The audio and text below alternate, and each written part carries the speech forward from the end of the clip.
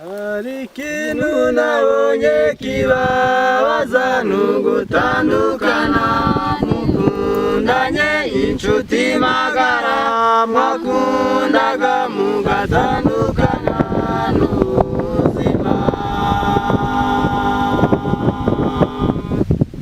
Hari ikintu nabonye kibabaza n'ugutandukana mukundanye inshuti magara wakundaga mugatandukana n'ubuzima.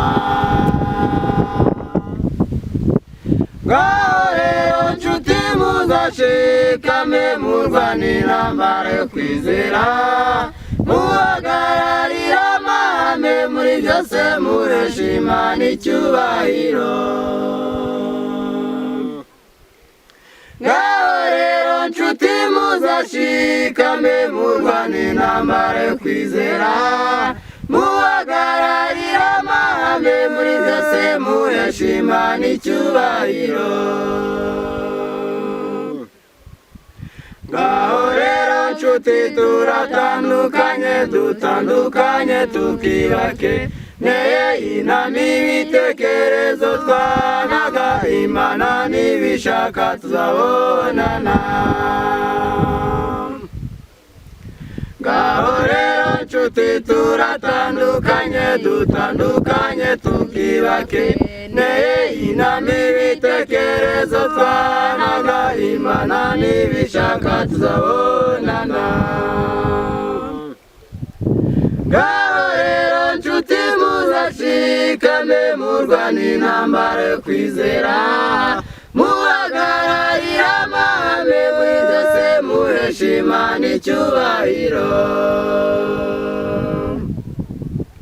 Ngaho rero nshuti muzashikame murwanira intambara yo kwizera muhagararira amahame muri byose muhesha Imana icyubahiro.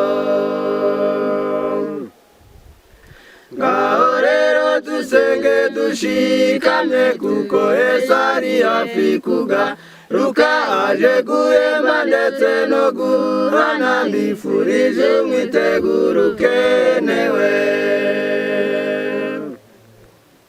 Ngaho rero dusenge dushikamye kuko Yesu ari hafi kugaruka aje guhemba ndetse no guhana mbifurije umwitegure ukenewe. Ngaho rero nshuti muzashikame murwanira intambara yo kwizera muhagararira amahame muri byose muhesha Imana icyubahiro.